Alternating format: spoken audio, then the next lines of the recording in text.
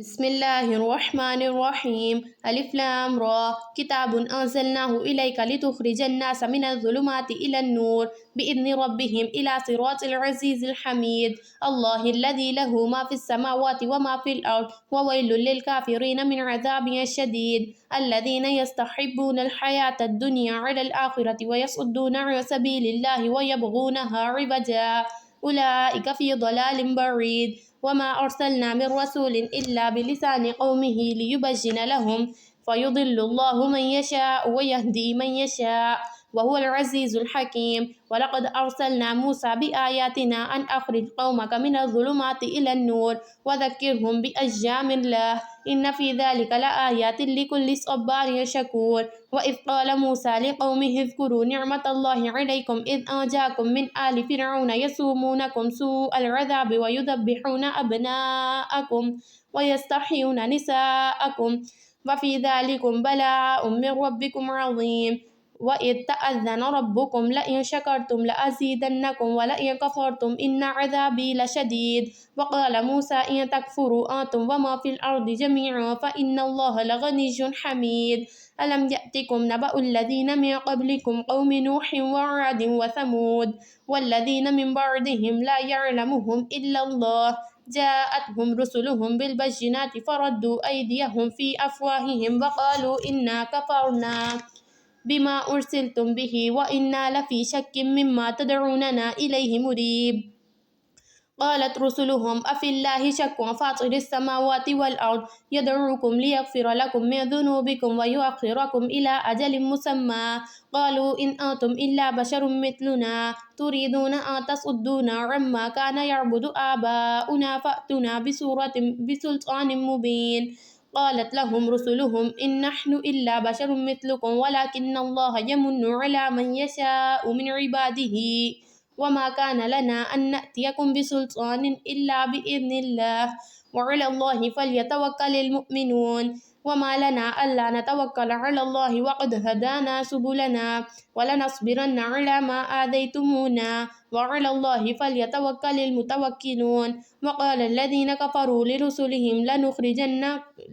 ليخرجنكم من أرضنا أو لتعودن في ملتنا فأوحى إليهم ربهم لنهلكن الظالمين ولنسكننكم الأرض من بعدهم ذلك لمن خاف مقامي وخاف وعيد واستفتحوا وخاب كل جبار عنيد من ورائه جهنم ويسقى من ماء صديد ويتجرعه ولا يكاد يسيغه ويأته الموت من كل مكان وما هو بميت ومن ورائه عذاب غليظ مثل الذين كفروا بربهم أعمالهم كرماد اشتدت به الريح في يوم عاصف لا يقدرون مما كسبوا على شيء ذلك هو الضلال البعيد ألم تر أن الله خلق السماوات والأرض بالحق إن يشأ يذهبكم ويأتي بخلق جديد وما ذلك على الله بعزيز وبرزوا لله جميعا فقال الضعفاء للذين استكبروا إنا كنا لكم تبعا فهل أنتم مغنون عنا من عذاب الله من شيء قالوا لو هدانا الله لهديناكم سواء علينا أجزعنا أم صبرنا وما لنا من محيص وقال الشيطان لما قضي الأمر إن الله وعدكم وعد الحق ووعدتكم فأخلفتم وما كان لي عليكم من سلطان إلا أن دعوتكم فاستجبتم لي ولا تلمزوني ولوموا أنفسكم ما أنا بمصرخكم وما أنتم بمصرخي إني كفرت بما أشركتمون من قبل إن الظالمين لهم عذاب أليم وأدخل الذين آمنوا وعملوا الصالحات جنات تجري من تحتها الأنهار خالدين فيها بإذن ربهم تحيتهم فيها سلام ألم تر كيف ضرب الله مثلا كلمة طيبة كشجرة طيبة أصلها ثابت وفرعها في السماء تؤتي أكلها كل حين بإذن ربها ويضرب الله الأمثال للناس لعلهم يتذكرون ومثل كلمة خبيثة كشجرة خبيثة اجتثت من فوق الأرض وما لها من قرار يثبت الله الذين آمنوا بالقول الثابت في الحياة الدنيا وفي الآخرة ويضل الله الظالمين ويفعل الله ما يشاء ألم تر إلى الذين بدلوا نعمة الله كفرا وأحلوا قومهم دار البوار جهنم يصلونها وبئس القرار وجعلوا لله أندادا ليضلوا عن سبيله قل تمتعوا فإن مصركم إلى النار قل لعبادي الذين آمنوا يقيموا الصلاة وينفقوا مما رزقناهم سرا وعلانية من قبل أن يأتي يوم لا بيع فيه ولا خلال الله الذي خلق السماوات والأرض وأنزل من السماء ماء فأخرج به من الثمرات رزقا لكم وسخر لكم الفلك لتجري في البحر بأمره وسخر لكم الأنهار وسخر لكم الشمس والقمر دائبين وسخر لكم الليل والنهار وآتاكم من كل ما سألتموه وإن تعدوا نعمة الله لا تحصوها إن الإنسان لظلوم كفار قال إبراهيم رب اجعل هذا البلد آمنا واجنبني وبني أن نعبد الأصنام رب إنهن أضللن كثيرا من الناس فمن تبعني فإنه مني ومن عصاني فإنك غفور رحيم ربنا إني أسكنت من ذريتي بواد غير ذي زرع عند بيتك المحرم ربنا ليقيموا الصلاة فاجعل أفئدة من الناس تهوي إليهم وارزقهم من الثمرات لعلهم يشكرون ربنا إنك تعلم ما نخفي وما نعلن وما يخفى على الله من شيء في الأرض ولا في السماء الحمد لله الذي وهب لي على الكبر إسماعيل وإسحاق إن ربي لسميع الدعاء رب اجعلني مقيم الصلاة ومن ذريتي ربنا وتقبل دعاء ربنا اغفر لي ولوالدي وللمؤمنين يوم يقوم الحساب ولا تحسبن الله غافلا عما يعمل الظالمون إنما يؤخرهم ليوم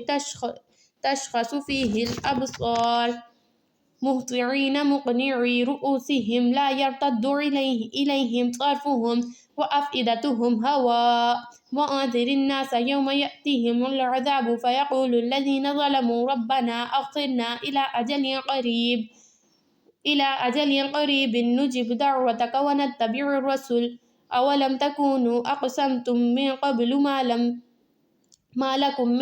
من زوال وسكنتم في مساكن الذين ظلموا أنفسهم وتبين لكم كيف فعلنا بهم وضربنا لكم الأمثال وقد مكروا مكرهم وعند الله مكرهم وإن كان مكرهم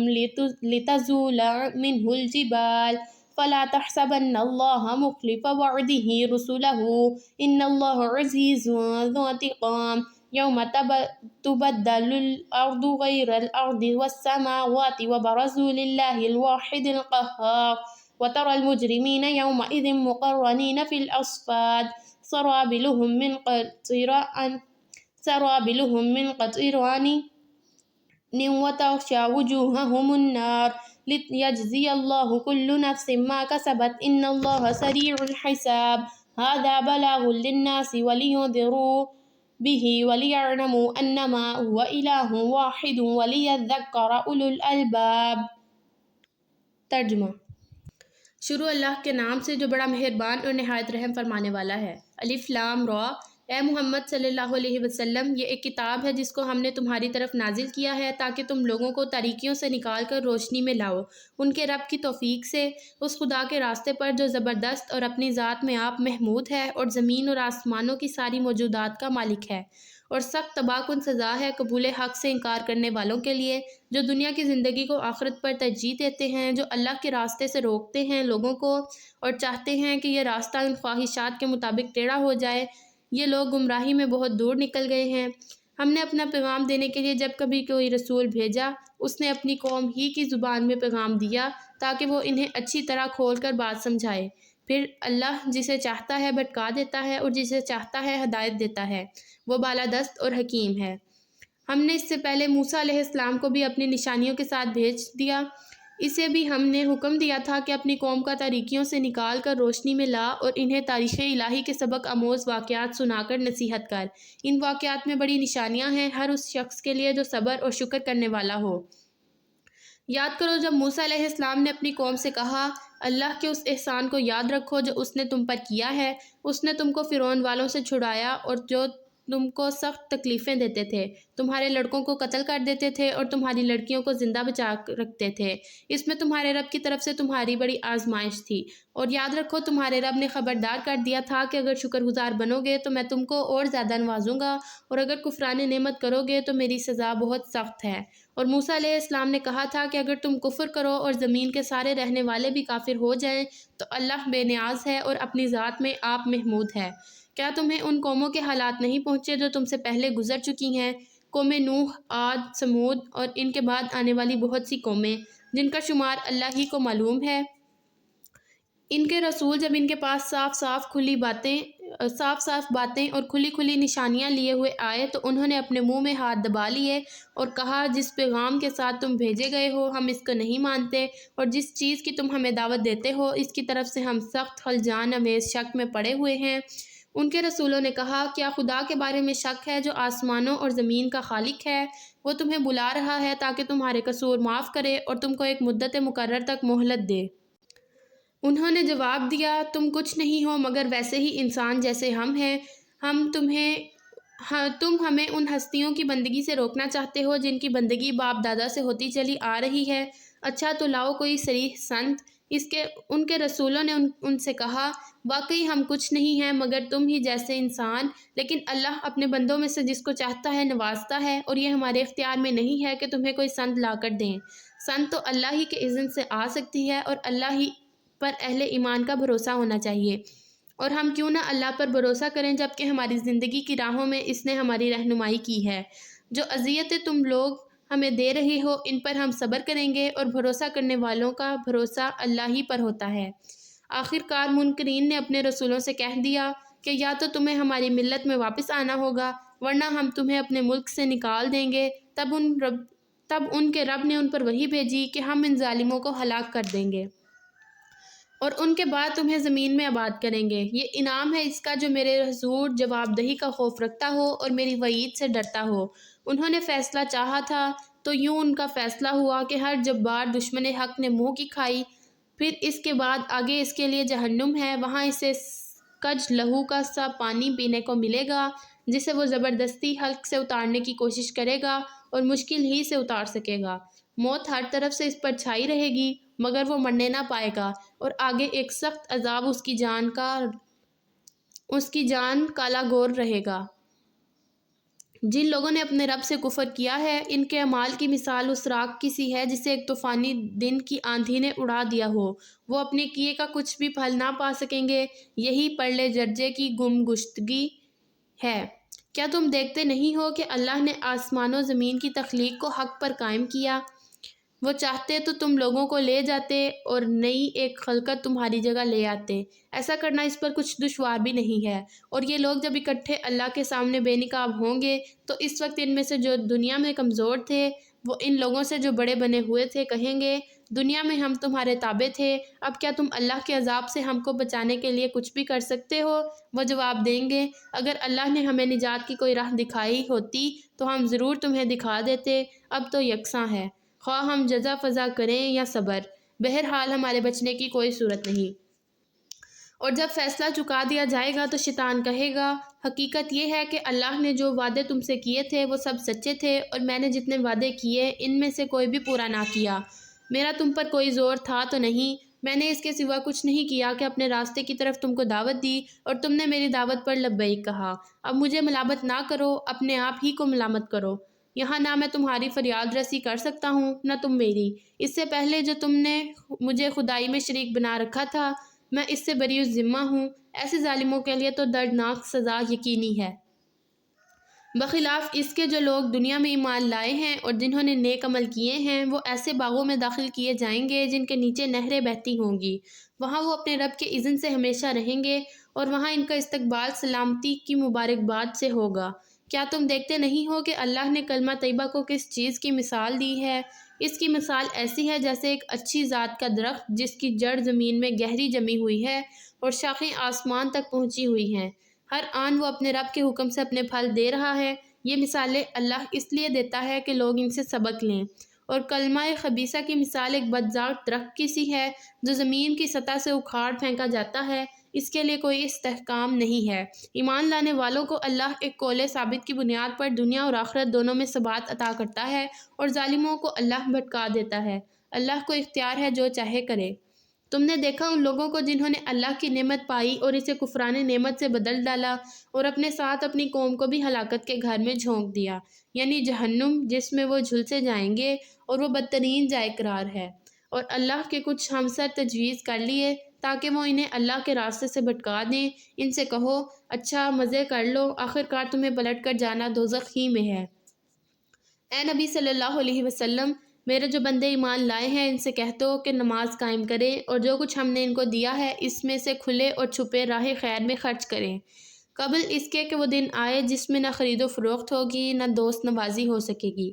اللہ وہی ہے جس نے آسمان اور زمین کو پیدا کیا اور آسمان سے پانی برسایا، پھر اس کے ذریعے سے تمہاری رزق رسانی کے لیے طرح طرح کے پھل پیدا کیے، جس نے کشتی کو تمہارے لیے مسخر کیا کہ سمندر میں اس کے حکم سے چلے، اور دریاؤں کو تمہارے لیے مسخر کیا، جس نے سورج اور چاند کو تمہارے لیے مسخر کیا تاکہ لگاتار چلے جا رہے ہیں، اور رات اور دن کو تمہارے لیے مسخر کیا، جس نے وہ سب کچھ تمہیں دیا جو تم نے مانگا۔ اگر تم اللہ کی نعمتوں کا شمار کرنا چاہو تو نہیں کر سکتے۔ حقیقت یہ ہے کہ انسان بڑا ہی بے انصاف اور ناشکرا ہے۔ یاد کرو وہ وقت جب ابراہیم علیہ السلام نے دعا کی تھی کہ پروردگار اس شہر یعنی مکہ کو امن کا شہر بنا دے اور مجھے اور میری اولاد کو بت پرستی سے بچا۔ پروردگار، ان بتوں نے جو بہتوں کو گمراہی میں ڈالا ہے، ممکن ہے کہ میری اولاد کو بھی یہ گمراہ کر دیں، لہٰذا ان میں سے جو میرے طریقے پر چلے وہ میرا ہے، اور جو میرے خلاف طریقہ اختیار کرے تو یقیناً تو درگزر کرنے والا بڑا مہربان ہے۔ پروردگار، میں نے ایک بے آب و گیاہ وادی میں اپنی اولاد کے ایک حصے کو تیرے محترم گھر کے پاس لا بسایا ہے۔ پروردگار، یہ میں نے اس لیے کیا کہ یہ لوگ یہاں نماز قائم کریں، لہٰذا تو لوگوں کے دلوں کو ان کا مشتاق بنا اور انہیں کھانے پینے کو پھل دے، شاید کہ یہ شکر گزار بنے۔ پروردگار، تو جانتا ہے جو کچھ ہم چھپاتے ہیں اور جو کچھ ظاہر کرتے ہیں۔ واقعی اللہ سے کچھ بھی چھپا ہوا نہیں، نہ زمین میں نہ آسمانوں میں۔ شکر ہے اس خدا کا جس نے مجھے اس بڑھاپے میں اسماعیل علیہ السلام اور اسحاق علیہ السلام جیسے بیٹے دیے۔ حقیقت یہ ہے کہ میرا رب ضرور دعا سنتا ہے۔ اے میرے پروردگار، مجھے نماز قائم کرنے والا بنا اور میری اولاد سے بھی ایسے لوگ اٹھا جو یہ کام کریں۔ پروردگار، میری دعا قبول کر۔ پروردگار، مجھے اور میرے والدین کو اور سب ایمان لانے والوں کو اس دن معاف کیجیے جب کہ حساب قائم ہوگا۔ اب یہ ظالم لوگ جو کچھ کر رہے ہیں، اللہ کو تم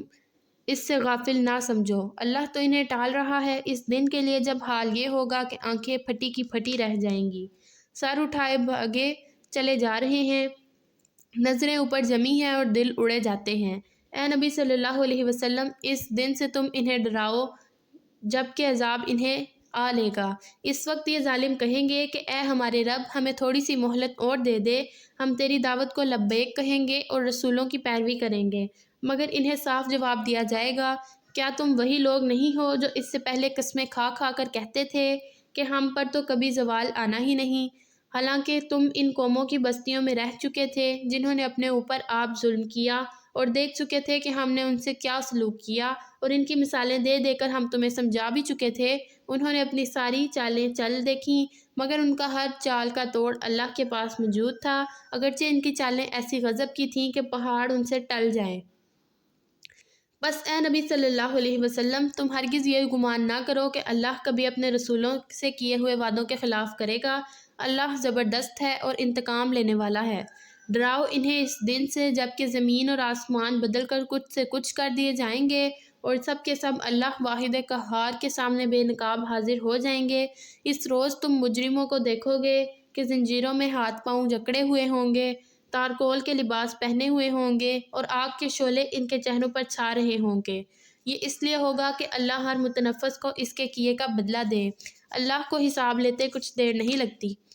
یہ ایک پیغام ہے سب انسانوں کے لیے، اور یہ بھیجا گیا ہے اس لیے کہ ان کو ان کے ذریعے سے خبردار کیا جائے اور وہ یہ جان لیں کہ حقیقت میں بس خدا ایک ہے،